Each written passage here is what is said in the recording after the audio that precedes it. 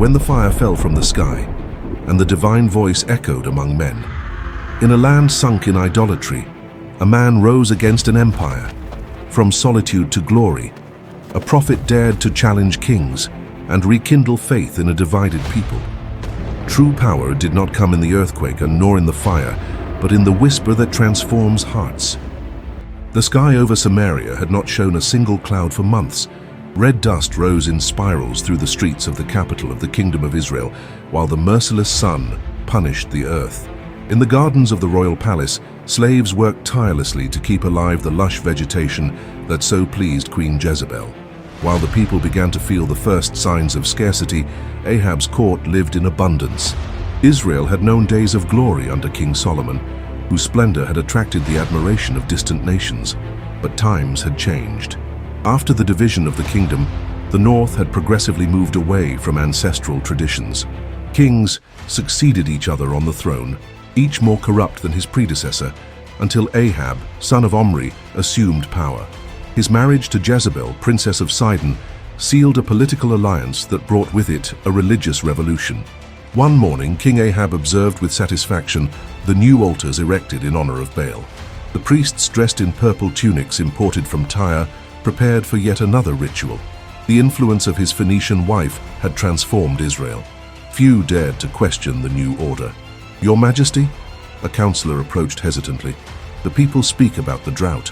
They say it is a punishment from Yahweh for worshipping other gods." Ahab dismissed the comment with an impatient gesture. Superstitions. The priests of Baal promised abundant rain after today's sacrifices. The king was a pragmatic man. He did not share Jezebel's religious fervor, but he recognized the political value of her Phoenician connections. Trade flourished, the army grew, and Samaria was becoming one of the most imposing cities in the region. If the price for this was the construction of some temples and tolerance for foreign rituals, it seemed like a good deal to him. "The old priests of Yahweh always announced disasters," Ahab continued to his ministers, "but look at our prosperity.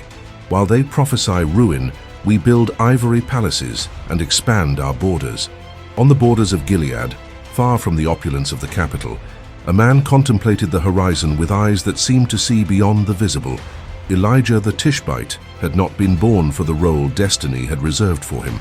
Son of a humble family from the eastern region of the Jordan, he had grown up hearing the ancient stories: the liberation from Egypt, the crossing of the Red Sea, the giving of the law at Sinai. In times when such narratives fell into oblivion, Elijah kept them alive in his heart. There was something untamable about that man. Simple garments of camel hair, waist girded by a leather belt, beard and hair disheveled by the constant wind of the mountains. However, his rustic appearance concealed a soul forged in intimacy with the divine, a spirit that burned like a flame that no wind could extinguish. Elijah lived in retreat. While men of his age sought wealth, power, or pleasure, he sought something different, the voice that had spoken to Abraham, to Moses, to Samuel. He was not a temple priest, nor did he belong to the schools of the prophets. He was an outsider, someone whom the society of that time would classify as eccentric, perhaps even mad. Night after night, while the rest of Israel bowed to idols or gave themselves over to despair, Elijah had remained prostrate in prayer, his face pressed against the arid earth. The words that the God of his ancestors had planted in his heart burned like living coals. "How long, Lord?" he would whisper in the darkness. "How long will your people forget the covenant? The altars are torn down, the prophets are dead, and I, only I, remain, and they seek to take my life." The answer came at dawn, not as thunder or a spectacular vision, but as an absolute certainty that settled in his innermost being. At that moment, Elijah knew he was no longer just a man from Gilead. He had become a vessel, an instrument in the hands of the Creator. The inhabitants of the small village where Elijah lived noticed the change. The man who once walked with downcast eyes now had his eyes fixed on the horizon, like one who glimpses an inescapable destiny. When he announced his departure, no one questioned. There was something in his voice, in his gaze, that silenced questions. "I go to confront Ahab," he said simply. The few people who heard him exchanged worried glances. Challenging the king was a death sentence. "He will kill you before you can even speak," warned an elder. Elijah only smiled, a serene smile that seemed born from another dimension. I will not die before my work is complete. Without prior announcement, without credentials or recommendations, he departed for Samaria. The journey was arduous, not only because of the rugged terrain, but because of the dangers that lurked for solitary travelers. Bandits infested the roads, especially in those times of growing inequality. But Elijah walked as if invisible, moved by a force that transcended common fear. The capital buzzed with activity when he arrived. Merchants from distant lands displayed their wares. Priests of Baal chanted songs on street corners. Soldiers patrolled the streets. Samaria was a melting pot of cultures, a symbol of the new Israel that Ahab and Jezebel had molded. Cosmopolitan, tolerant of foreign practices, progressively disconnected from its roots. The palace guards, surprised by the audacity of that wild-looking man, could not prevent his entry into the throne room. Perhaps it was the tone of authority in his voice, or perhaps something more mysterious. The fact is that Elijah crossed gates and corridors as if he had free access to the royal presence. When he finally found himself before Ahab, the murmur of conversations ceased.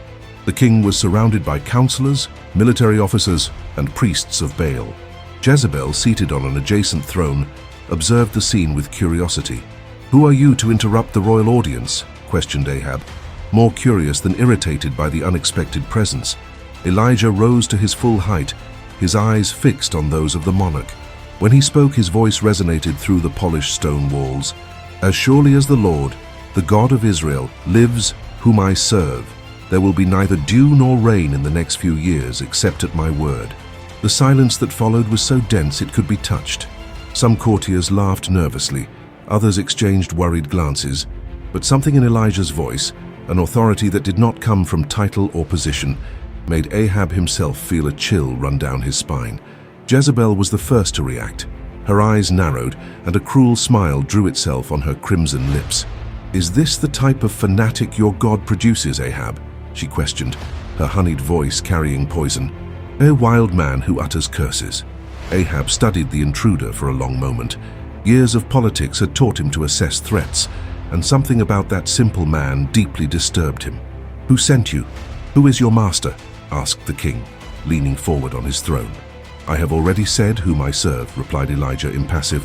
"The God of Abraham, Isaac, and Jacob, the same one who will now close the heavens over Israel until you abandon your empty idols." One of the priests of Baal advanced, his face contorted with rage. "Blasphemy! Guards, seize this man!" Before the guards could arrest him, Elijah turned on his heels and left the palace as abruptly as he had entered. That brief encounter would mark the beginning of one of the most extraordinary confrontations between divine and human power that Israel would ever witness. In the days that followed, the prophecy began to be fulfilled. The sky, already scarce in clouds, became an impenetrable bronze mantle. The morning dew, the last comfort for the withered vegetation, ceased to appear. In the taverns and markets of Samaria, people whispered about the strange prophet who had challenged the king. "Where did this Elijah come from?" they asked. "What power does he have to command the heavens?" Some remembered ancient stories, tales from their grandparents about men who spoke in the name of Yahweh. Others, younger, raised in the new religious order of Samaria, ridiculed such accounts as outdated superstitions. Ahab, initially skeptical, soon ordered searches for the man who had pronounced the curse upon his kingdom. As weeks without rain turned into months, his concern transformed into obsession. Patrols were sent to every village, every mountain, every cave. The order was clear: find Elijah the Tishbite and bring him back to Samaria. Jezebel, however, viewed the situation more darkly. Daughter of Ethbaal, king of Sidon, and high priest of Baal, she had brought to Israel not only her exotic beauty, but also her fervent devotion to Phoenician deities. Her hatred for Elijah was not merely theological. He represented everything she despised about ancient Israel: the exclusive devotion to a single God, the rejection of the civilized practices of neighboring nations, the simplicity she saw as backwardness.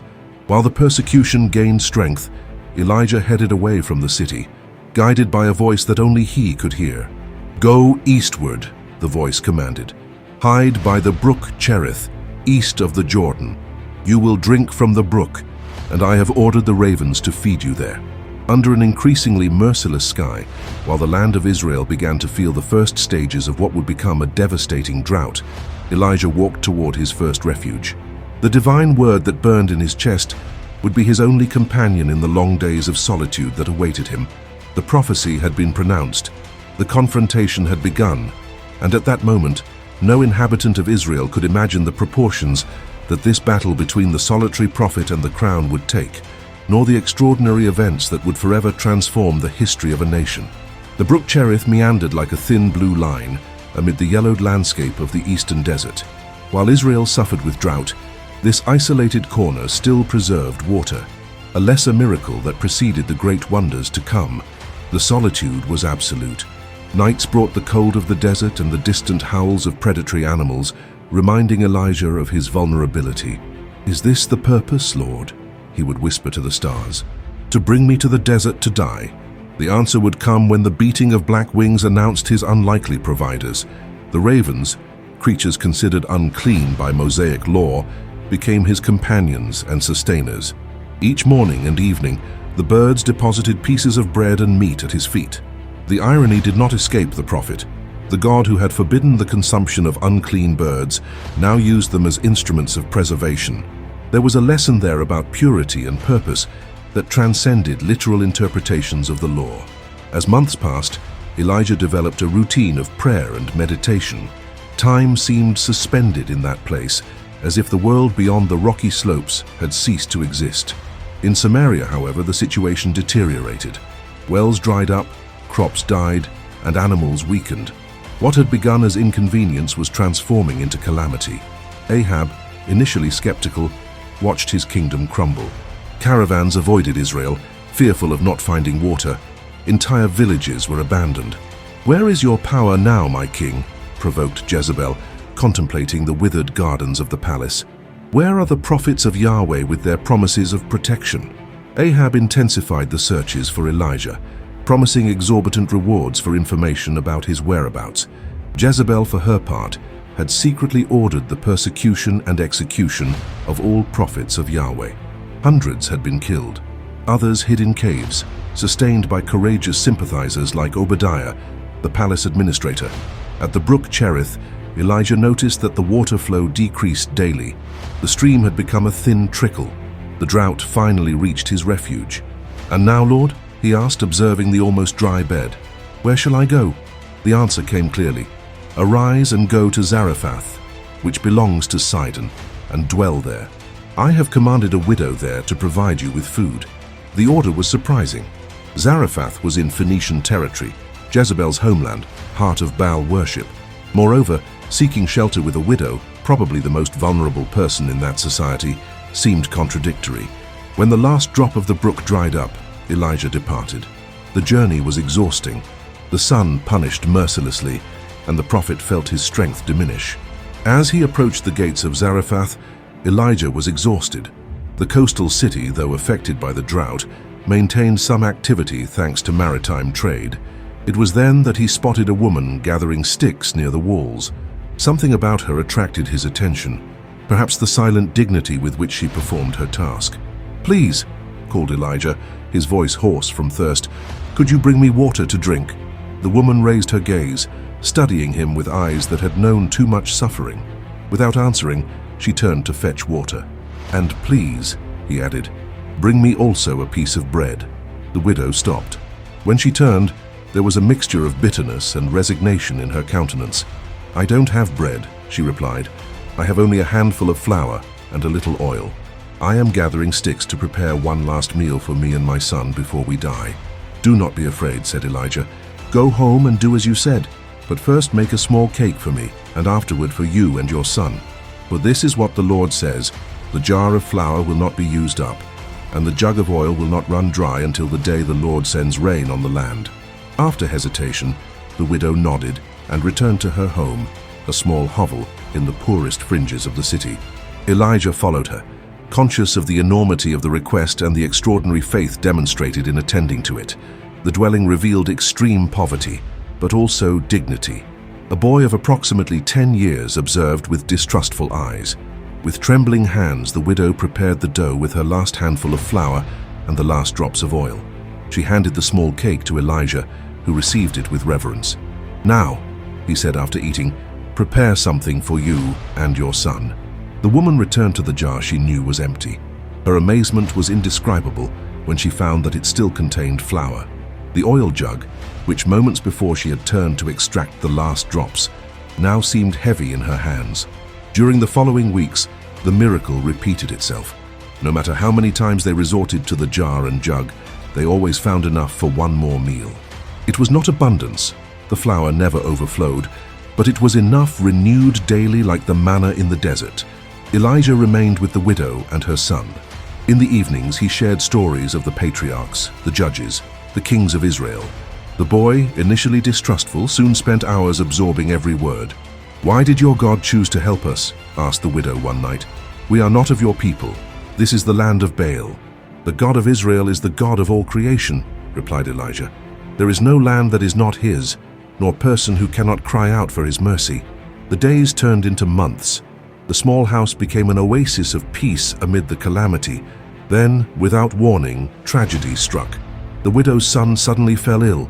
Fever consumed him, and his lungs struggled for each breath. His mother did not leave his side, applying cold compresses, murmuring ancient prayers. Elijah watched, helpless. In his private moments of prayer, he pleaded for guidance, for intervention, but silence was his only answer. On the third night, the boy breathed his last. The widow's cry echoed through the walls of the hovel, a primordial sound of loss. "Why did you come to me, man of God?" she cried. "Did you come to remind me of my sins and kill my son?" The accusation hit Elijah like a physical blow. In the tradition of that time, illness and death were frequently interpreted as divine punishments. "Give me your son," said Elijah, extending his arms. Reluctant, consumed by grief, the woman allowed him to take the lifeless body of the child. Elijah carried him to the upper room where he slept. Then, in a gesture that would surprise any observer of Jewish purity laws, he lay down upon the body of the boy. "O Lord my God," he cried, "let this boy's life return to him." 3 times Elijah stretched himself out on the body of the child. 3 times he uttered the same plea. The room was silent except for his voice, a voice that had commanded the heavens to close, but which now trembled with emotion. On the 3rd time, a slight tremor ran through the boy's body, an almost imperceptible sigh. His eyes opened, confused, but undeniably alive. Elijah rose, taking the child in his arms. He descended the stairs to find the widow still prostrate, consumed by grief. When she saw her son in the prophet's arms, no longer pale but with color in his cheeks, her expression transformed. "Look," said Elijah, handing over the child, "your son lives." The woman embraced the child tightly, tears of despair giving way to joy. When she could finally speak, her voice carried new conviction. "Now I know that you are a man of God," she declared. "The word of the Lord in your mouth is truth." For Elijah, that moment transcended the physical miracle. A Phoenician woman, raised in the land of Baal worshippers, now recognized the truth of the God of Israel. It was a small light kindled in the heart of darkness. That night, while contemplating the stars, Elijah reflected on his journey, the time in the desert, the miraculous provision, the resurrection of the boy. Each experience had strengthened his understanding of his mission. It was not just about confronting Ahab or defeating the prophets of Baal. It was about restoration, restoring truth in a land consumed by lies, restoring life where death seemed to reign, restoring hope where there was only despair. A certainty grew in his spirit. The time of hiding was coming to an end. Soon he would be called again to the public arena, to the great confrontation that would define the spiritual future of Israel. The real battle was just beginning. 3 years had passed since the sky had closed by Elijah's command. The land of Israel had transformed into a monument to suffering. Fields once green were now expanses of dust and cracks. Cities that had prospered on the banks of rivers had become cemeteries of shattered hopes. Even the richest, those who had initially mocked warnings about the drought, now understood the meaning of famine. In Samaria, the royal palace that once buzzed with activity and abundance had become a somber place. King Ahab spent his days divided between inspectors who brought increasingly desperate news and counselors who offered no solutions. The precious cisterns that stored water beneath the palace were almost empty. "All the valleys to the north have been searched," reported Obadiah, the palace administrator, as he walked with Ahab among withered bushes that had been the proud royal gardens.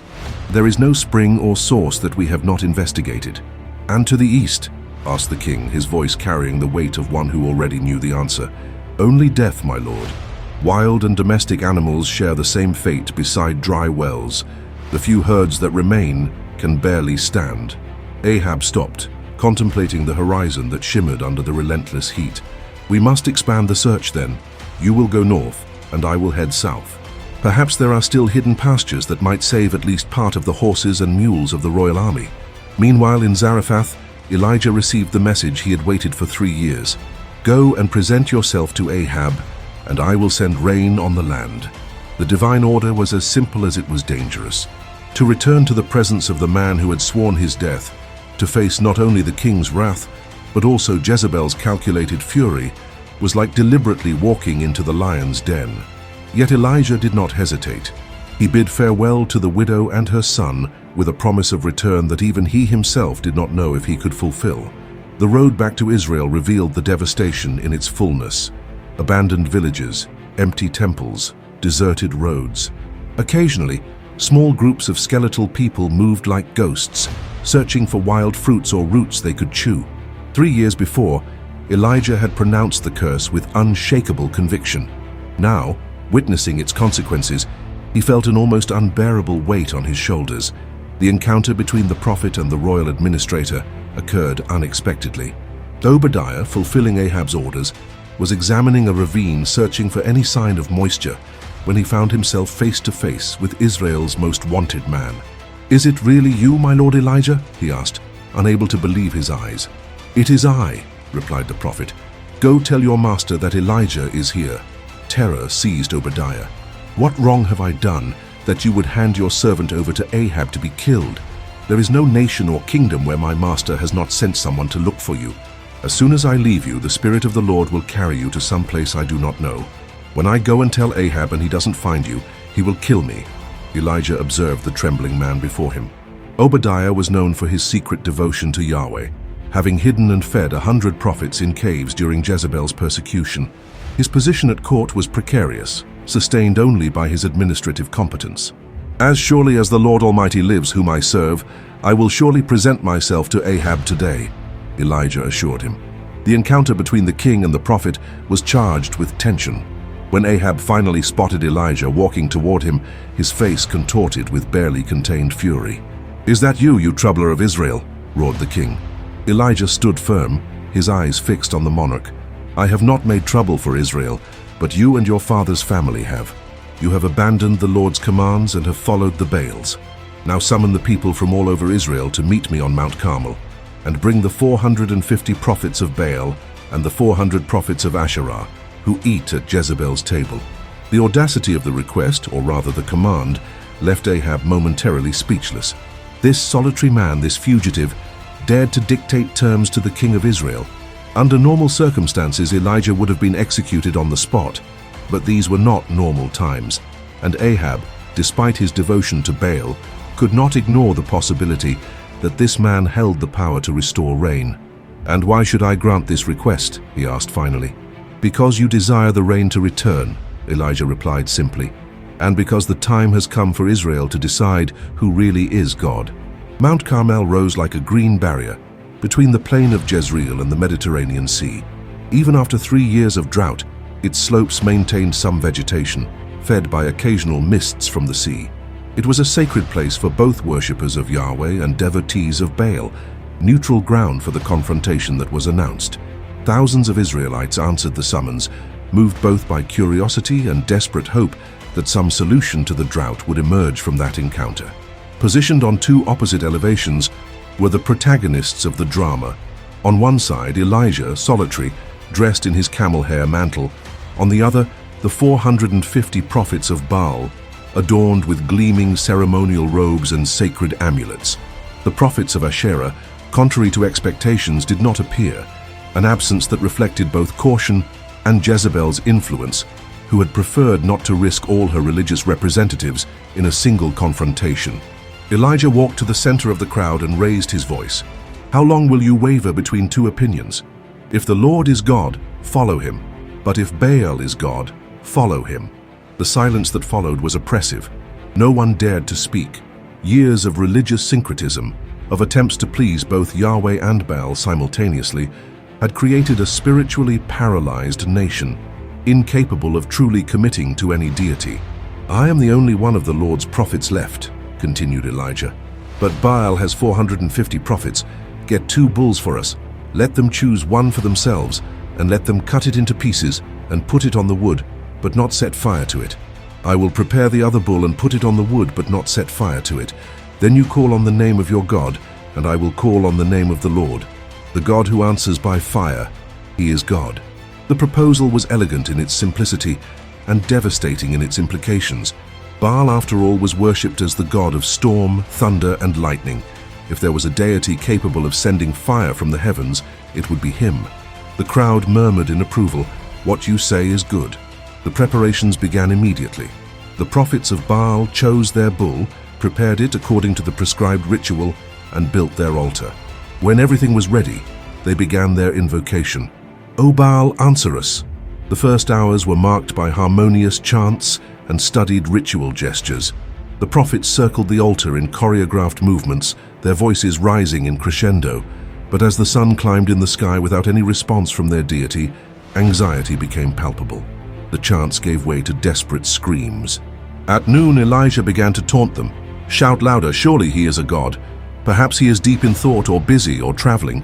Maybe he is sleeping and must be awakened." The provocation had its effect.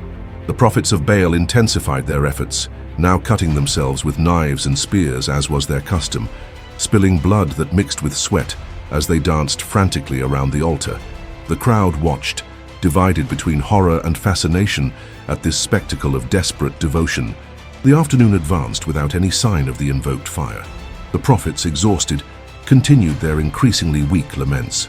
"O Baal, answer us, answer us." When the sun began to decline, Elijah addressed the crowd. "Come here to me." With deliberate movements, he rebuilt the ancient altar of the Lord that had been torn down. He selected 12 stones, one for each tribe of Israel, symbolizing the nation's unity under its original God. He dug a trench around the altar, arranged the wood, and prepared the bull. Then came the unexpected instruction: fill 4 large jars with water and pour it on the offering and on the wood. A murmur of amazement swept through the crowd. Water was the most precious resource in times of drought. Using it to wet a sacrifice, making it harder to burn, seemed like madness or supreme confidence. "Do it again," ordered Elijah after the first application. And after they finished, do it a 3rd time. Water ran off the altar, filling the surrounding trench. The sacrifice was not only wet but soaked, impossible to be lit by human means. When the time for the evening sacrifice came, Elijah stepped forward and prayed, "O Lord God of Abraham, Isaac, and Israel, let it be known today that you are God in Israel, and that I am your servant, and have done all these things at your command. Answer me, O Lord, answer me, so these people will know that you, O Lord, are God, and that you are turning their hearts back again." There was no dance, no frenzy, no self-mutilation, only the simple words of a man in communion with his God. Then the fire of the Lord fell and burned up the sacrifice, the wood, the stones, and the soil, and also licked up the water in the trench. It was not a spark or a timid flame, but a concentrated inferno that disintegrated everything in its path. The reaction was instantaneous. The people prostrated themselves, faces to the ground, crying out in one voice, "The Lord, He is God! The Lord, He is God!" Elijah did not allow the moment to be lost in mere emotional exaltation. "Seize the prophets of Baal, don't let anyone get away," he commanded. The crowd, transformed by the divine demonstration, promptly obeyed. The prophets who hours before commanded respect and fear were captured and taken to the Kishon Valley, where Elijah executed them, a severe punishment prescribed by Mosaic law for false prophets who led the people to idolatry. With the religious confrontation resolved, Elijah turned to Ahab, who had observed the entire spectacle in startled silence. "Go, eat and drink," said the prophet, "for there is the sound of a heavy rain." While the king withdrew for his banquet, Elijah climbed to the top of Carmel. There he bent down to the ground and put his face between his knees, the posture of absolute humility and supplication. "Go and look toward the sea," he said to his servant. 7 times the servant went and returned with nothing to report. On the 7th time, finally, "A cloud as small as a man's hand is rising from the sea." Elijah recognized the sign immediately. "Go and tell Ahab, hitch up your chariot and go down before the rain stops you." Soon the sky grew black with clouds, the wind rose, and a heavy rain came on. The promise was materializing before his eyes. The first drop of rain in 3 years struck the parched ground like a liquid blessing. Soon the downpour transformed into a deluge. Israel would be restored. But while the rain fell and the people celebrated, Elijah knew that the real battle had not yet been won. A spectacular confrontation at Carmel might impress the nation temporarily, but the true transformation of Israel's heart would require more than demonstrations of power. It would require the patient reconstruction of a faith long neglected. And there was Jezebel to consider. The Phoenician queen would not passively accept the humiliation and execution of her prophets. Her retaliation would be swift and merciless. Still, in that moment, as water from heaven washed the parched earth and carried away 3 years of suffering, Elijah allowed himself to experience something he rarely felt: hope. Israel had chosen, at least for one day, the Lord. He is God. The sun rose over Jezreel, illuminating Ahab's summer palace. The king, exhausted after the journey from Mount Carmel, found Jezebel waiting for him in the throne room. The absence of servants and counselors indicated this would be a private conversation. "Is it true?" she asked without preamble. "All the prophets of Baal were executed?" Ahab nodded, uncomfortable with his wife's gaze. "And this happened at the hands of one man?"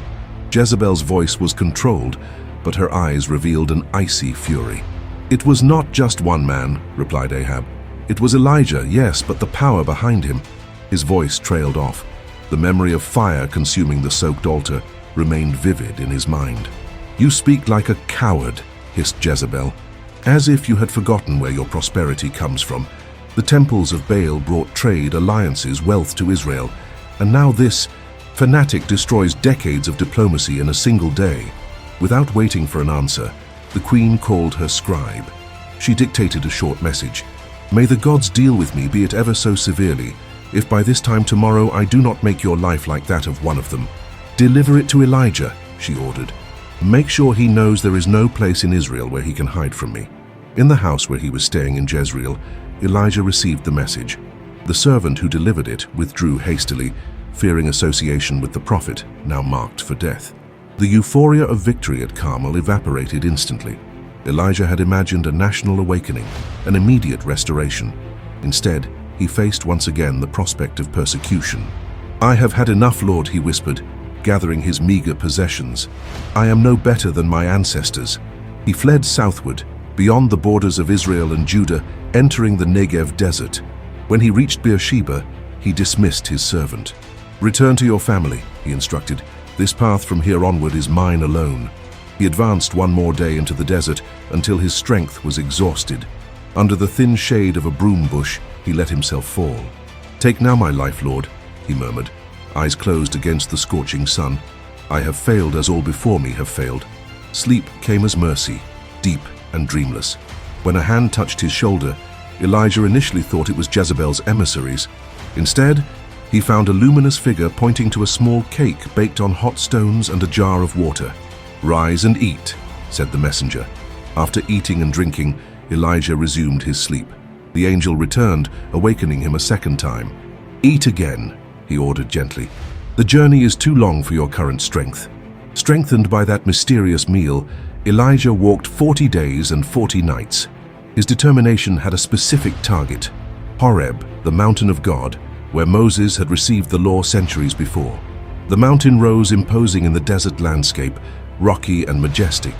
Elijah found a cave on its flank and sheltered there. "What are you doing here, Elijah?" The voice came not as thunder, but as thought inserted directly into his consciousness.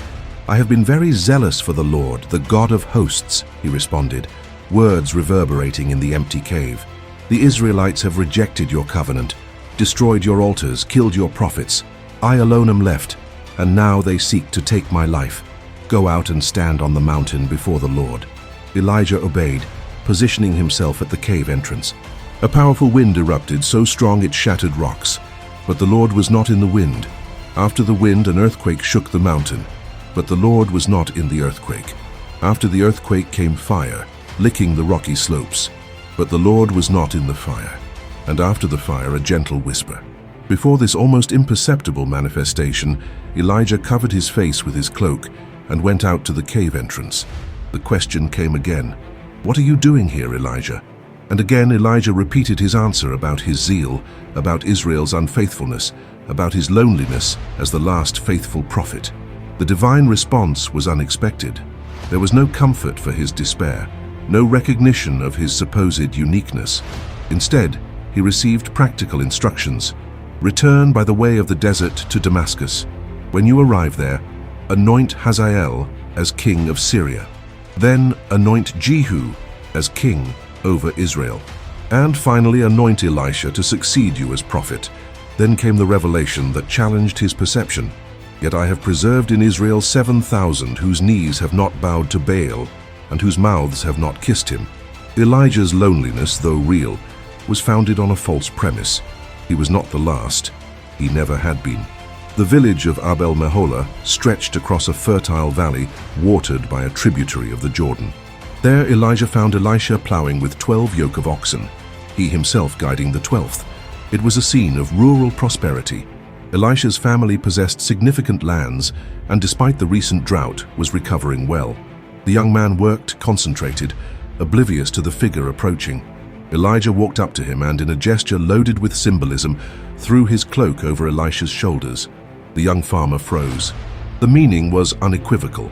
It was a call to become a disciple, to eventually assume the prophetic ministry. "Please let me kiss my father and mother goodbye," asked Elisha after a moment of reflection. "Then I will follow you." "Go back," replied Elijah. "What have I done to you?" The enigmatic response was a test.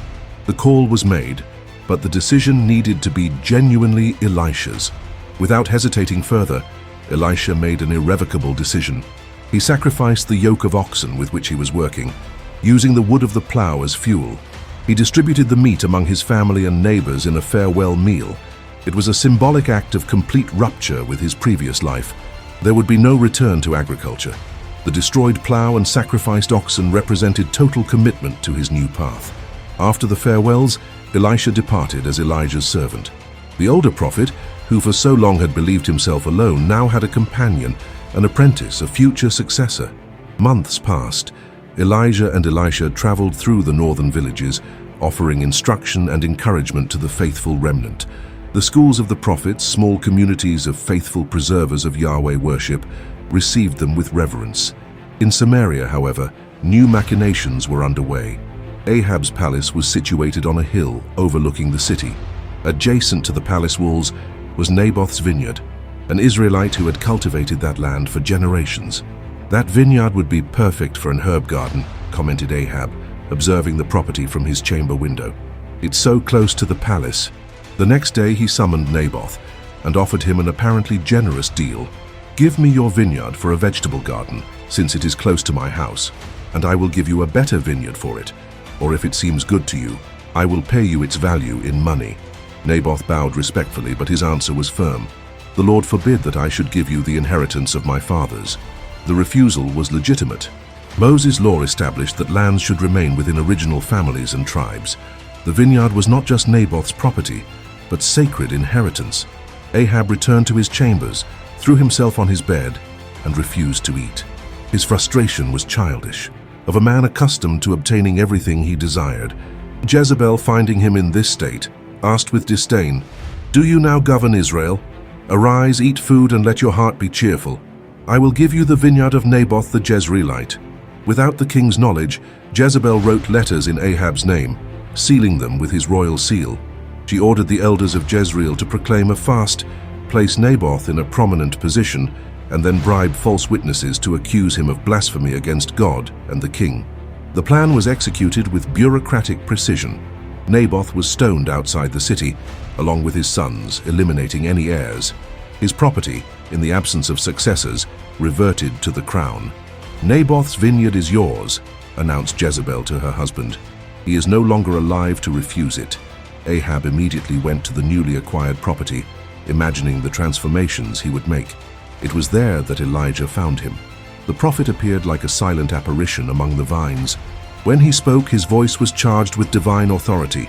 "Have you found me, my enemy?" Ahab paled. "Yes, you have found me. "In the place where dogs licked the blood of Naboth, dogs shall lick your blood," proclaimed Elijah. "Because you have sold yourself to do evil in the sight of the Lord, I will bring calamity upon you. I will take away your posterity, and will cut off from Ahab every male in Israel, both bond and free. I will make your house like the house of Jeroboam, and like the house of Baasha, because you have provoked me to anger and made Israel sin." The prophet turned to leave, but added a specific prophecy about Jezebel. "The dogs shall eat Jezebel by the wall of Jezreel. The dogs shall eat whoever belongs to Ahab and dies in the city, and the birds of the air shall eat whoever dies in the field." Ahab's face transformed. The man who moments before had been planning his garden now contemplated the extinction of his lineage. Something broke inside him. He tore his clothes, dressed in sackcloth, fasted, and behaved with visible humiliation. Before this repentance, though temporary, the word of the Lord came again to Elijah. "See how Ahab has humbled himself before me. Because he has humbled himself before me, I will not bring the calamity in his days, but in the days of his son I will bring the calamity on his house." Thus an uneasy truce was established. Judgment was decreed but postponed. Ahab would live the rest of his days knowing the fate that awaited his dynasty. In the years following Elisha's call, a subtle transformation occurred in the relationship between the two prophets. What had begun as a simple master-servant relationship evolved into a deep spiritual partnership. Elijah, the man who for so long had carried the weight of his calling alone, now found renewal in sharing not only knowledge, but also the prophetic burden. In the villages and cities they passed through, Elisha noticed the different approaches his master employed. With the powerful, Elijah was inflexible as the desert wind. With the vulnerable, he demonstrated surprising gentleness for someone of such austere appearance. The disciple began to understand that prophetic consistency lay not in uniformity of methods, but in faithfulness to the divine message. As they traversed the divided territory of Israel, occasionally crossing into Judah in the south, Elisha witnessed both the power and vulnerabilities of his master. He saw Elijah prophesy with supernatural precision. He also saw him exhausted, sleeping under bushes when fatigue became unbearable. During a severe shortage in Gilgal, the students of the local prophet's school faced hunger. One of them inadvertently included poisonous plants in the communal stew. When the error was discovered, panic ensued. "Do something," whispered Elijah, gently pushing Elisha forward. It was more a test than an order. With momentary hesitation, Elisha requested flour, added it to the pot, and proclaimed that the food was now safe. To everyone's amazement, including Elisha's own, the food became wholesome. Later, alone, Elijah asked, "Were you surprised when the poison was neutralized?" "Yes," Elisha admitted honestly.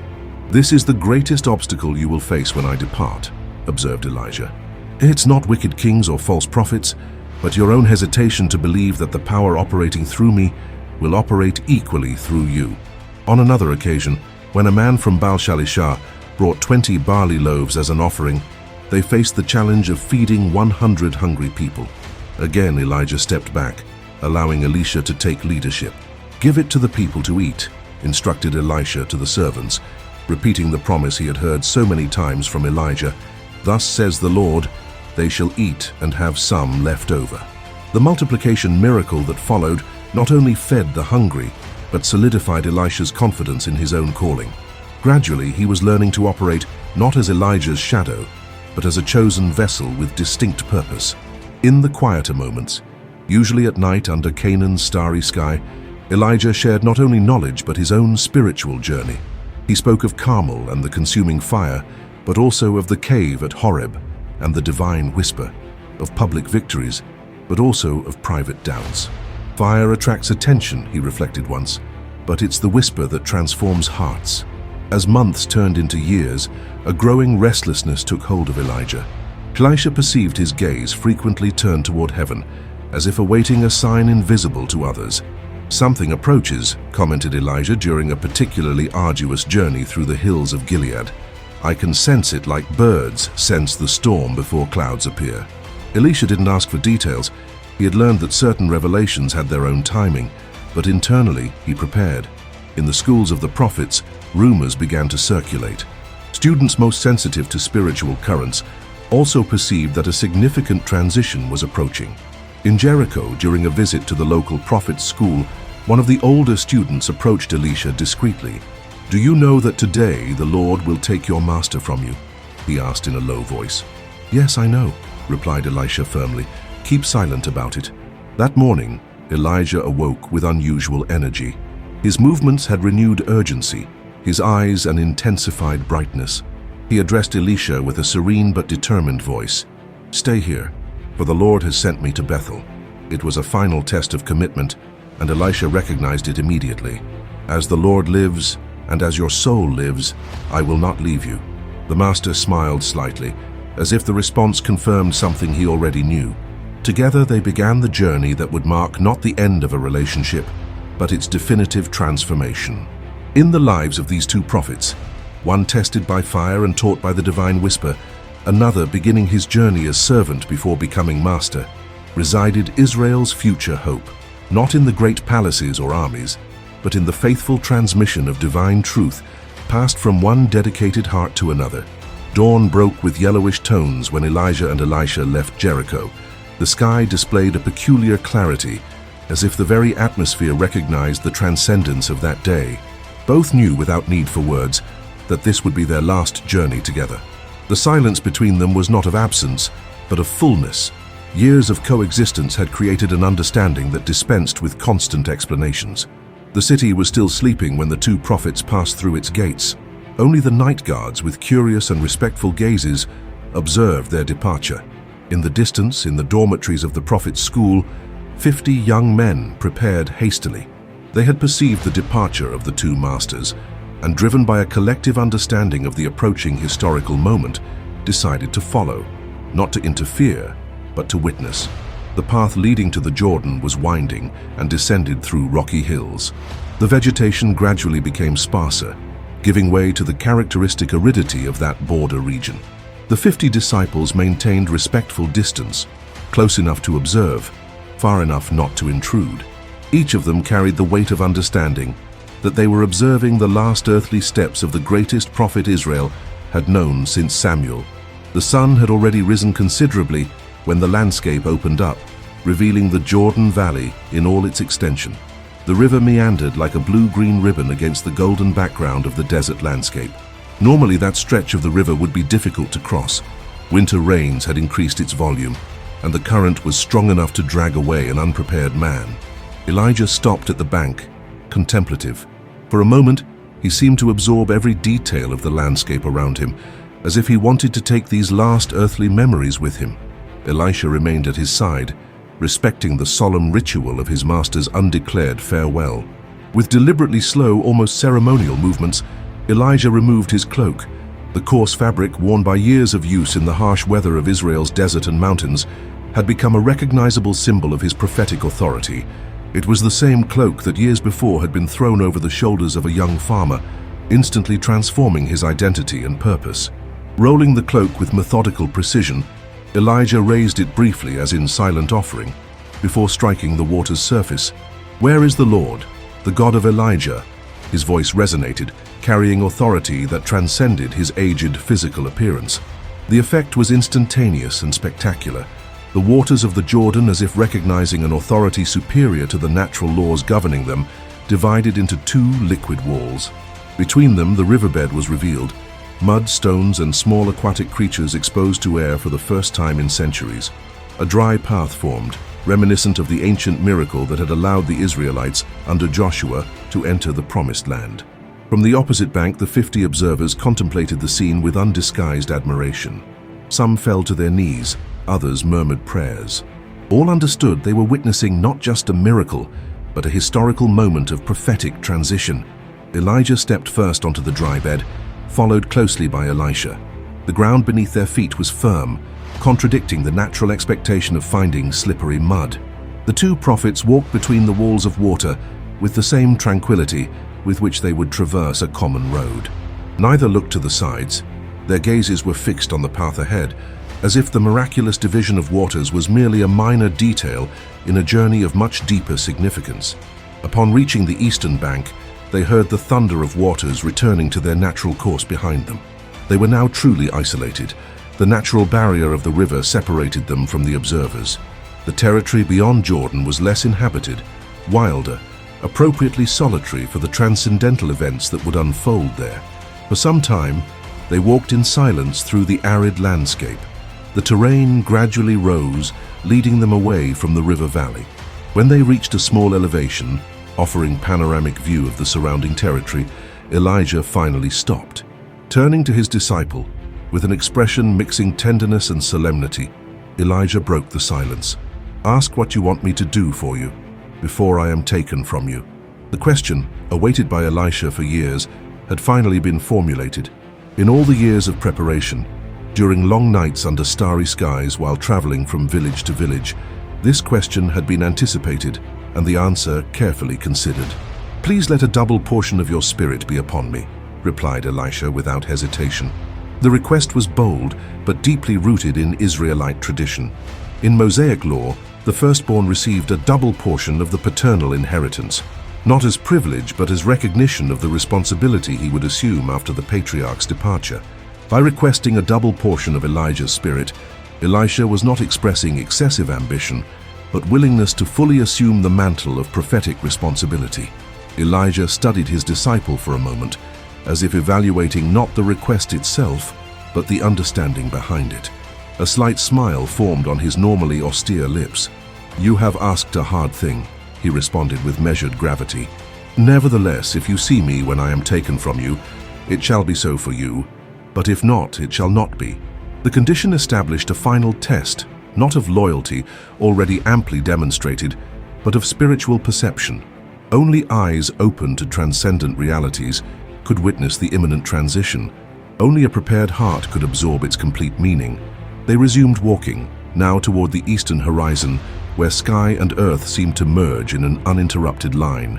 They conversed in low tones about apparently trivial matters: the weather, water quality in different regions, the habits of the prophetic communities they had visited. It was as if, conscious of the magnitude of the approaching event, they sought anchor in the normalcy of these last shared moments. The transformation, when it came, was abrupt and spectacular. The sky above them, previously of crystalline blue, began to stir. It wasn't clouds forming, but a disturbance in the very structure of the firmament. A vortex of energy appeared, initially small as a distant star, rapidly expanding and descending toward Earth. The atmosphere charged with palpable electricity. The air seemed to vibrate with invisible power. From the center of the whirlwind, luminous manifestations took form. It wasn't ordinary light, but something that seemed to exist between materiality and pure energy. The forms defined themselves as chariots of fire pulled by flaming horses, manifestations so bright that mortal eyes could barely bear them directly. The heat they emanated was not consuming, but purifying, like the fire of the altar in the temple's most sacred precinct. The supernatural manifestation interposed itself between the two prophets, separating them physically. Elisha was forced to step back, partially shielding his eyes with his arm, while keeping his gaze fixed on Elijah. His master seemed transfigured by proximity to that divine manifestation. His figure, normally imposing, became almost diminutive compared to the glory enveloping him. "My father, my father," cried Elisha, his voice nearly swallowed by the supernatural roar of the whirlwind. "The chariot of Israel and its horsemen." The exclamation transcended amazement. It was an expression of profound understanding.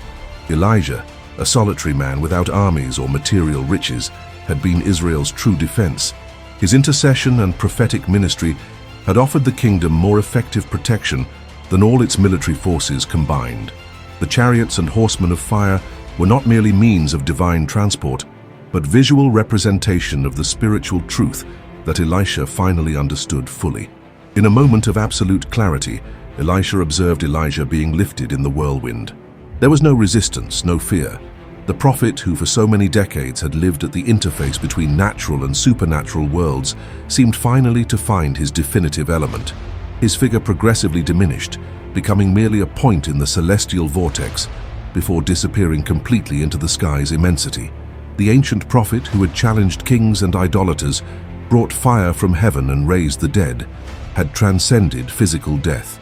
The same God who had received Enoch centuries before, sparing him the experience of death, now received Elijah directly into his presence, without the intermediation of physical deterioration. As the whirlwind gradually dissipated and the sky returned to its normal serenity, Elisha remained motionless, still absorbing the magnitude of what he had witnessed. It was then he noticed an object descending in circular motion. Elijah's cloak, detached during the ascension, glided gently as if guided by invisible hands until it landed on the ground before him. With reverence mixed with incredulity, Elisha extended trembling hands and gathered the cloak. The rough fabric was familiar to the touch. He had seen his master wrap it around his shoulders countless times during storms, confrontations with authorities, and moments of healing and judgment. Now this tangible symbol of prophetic authority had been deliberately left for him. Fulfilling the ancestral ritual of mourning and transition, Elisha tore his own garments in two pieces. The gesture simultaneously signified grief for his master's departure and recognition that his old garments, his old identity as assistant, no longer served his new function. He then wrapped Elijah's cloak around his shoulders, physically assuming the weight and honor of prophetic office. The reality of his new position began to settle in his consciousness as he walked back toward the Jordan. Each step represented not only physical movement, but psychological and spiritual transition. Thoughts swirled in his mind. Memories of Elijah confronting Ahab in Naboth's vineyard, calling fire upon the sacrifices at Carmel, sleeping exhausted under the juniper in the desert. How could he, Elisha, with such different temperament, continue such a legacy? Upon reaching the Jordan's bank, Elisha faced his first practical test. The river ran strong before him, with no visible indication that it would respond to his authority as it had responded to Elijah's. On the opposite bank, the 50 sons of the prophets remained, having witnessed the earlier division of waters, but not the ascension itself due to distance and the river's natural barrier. Rolling the cloak as he had observed Elijah do, Elisha struck the waters. "Where is the Lord, the God of Elijah?" he asked. The formulation was significant. It did not invoke personal authority, but recognized continuity of divine presence, transcending human transitions. For an agonizing moment, nothing happened. The waters continued flowing indifferently, as if rejecting his authority. Doubt, always present at faith's borders, threatened to emerge. Then, as in definitive response, the river divided again. The dry path reopened, visible confirmation that the transfer of spiritual authority had been divinely ratified. The observers on the opposite bank witnessed the miracle with renewed amazement. When Elisha crossed and reached them, they prostrated themselves in reverence. "The spirit of Elijah rests upon Elisha," they declared, unanimously recognizing the prophetic transition. Recovering from initial reverence, the leaders among the prophets presented a practical proposal. "Look now, there are 50 strong men with your servants. Please let them go and search for your master," they suggested. "Perhaps the Spirit of the Lord has taken him up and cast him upon some mountain or into some valley." The suggestion revealed human difficulty in fully accepting transcendental realities. Even having witnessed the miraculous division of waters and received spiritual confirmation about the transfer of authority, they sought more concrete explanation, more aligned with mundane experience. "You shall not send anyone," replied Elisha with quiet firmness. He knew no earthly search would find Elijah. The prophet's insistence, however, was persistent. With a mixture of respect for their feelings and understanding of human need for concrete witness, Elisha eventually consented. For 3 exhausting days, 50 men scoured surrounding mountains and valleys, finally returning with empty hands and confused expressions. "Did I not say to you, 'Do not go'?" Elisha reminded them gently when they returned. There was no reproach in his voice, only compassionate understanding of human perception's limits before spiritual realities. This episode would establish a recurring pattern in his ministry, the constant challenge of balancing prophetic authority with pastoral patience, revealed knowledge with understanding of human limitations to fully assimilate it. In the following days, Elisha remained in Jericho, consolidating his leadership among the prophetic communities and internally processing his transformation from disciple to master. The city, rebuilt against the ancient curse pronounced by Joshua, faced a persistent problem that local elders finally brought to the new prophet. Its main springs produced unwholesome water, causing sterility in the surrounding land and diseases among inhabitants. The problem offered perfect opportunity for Elisha to establish the distinct nature of his ministry. "Bring me a new bowl and put salt in it," he instructed the city leaders. The choice of elements was symbolic. The new bowl represented new beginning, while salt, traditionally associated with purification and preservation in Israelite culture, symbolized purifying divine intervention. In procession witnessed by curious inhabitants, Elisha went to the city's main spring. Casting the salt into the waters, he proclaimed with serene authority, "Thus says the Lord, I have healed this water. From it there shall be no more death or barrenness." The transformation was immediate and permanent. The previously brackish water became sweet, and gradually the surrounding land recovered its fertility. Elisha's first great independent miracle established the tone of his ministry. Where Elijah had frequently manifested divine power through dramatic demonstrations of judgment, Elisha would manifest predominantly through acts of healing and restoration. From Jericho, Elisha went to Bethel. The locality carried immense religious significance. Originally a sacred place where Jacob had dreamed of the heavenly ladder, subsequently corrupted when Jeroboam established there one of the golden calves that diverted Israel from pure worship of Yahweh. It was simultaneously symbol of ancestral connection with the true God and of contemporary apostasy. The ascent to Bethel was steep, winding through rocky hills. As he climbed the main path, Elisha was confronted by a group of young men who emerged from a nearby grove. "Go up, you bald head! Go up, you bald head!" they shouted in disrespectful mockery. The scorn transcended simple juvenile cruelty. "Go up" was deliberate reference to Elijah's ascension, an event that apparently had become known in the region. The mockery demonstrated not only personal disrespect to the new prophet, but collective rejection of prophetic authority and provocative disbelief regarding the divine intervention that Elisha had witnessed. Turning to face them, Elisha manifested a rarely seen aspect of his character. The habitual gentleness that would characterize most of his ministry gave way to severity that recognized deliberate blasphemy. He pronounced a curse in the Lord's name upon the mockers. As confirmation of the spiritual authority he now carried, 2 bears emerged from the nearby forest, attacking 42 of the young men. The incident, though severe, unequivocally established that Elisha's predominantly restorative approach did not mean absence of divine authority or concession to deliberate irreverence against the sacred. After this disturbing episode, Elisha felt need for connection with the roots of the legacy he now carried. He went to Mount Carmel, scene of Elijah's greatest public victory against the prophets of Baal.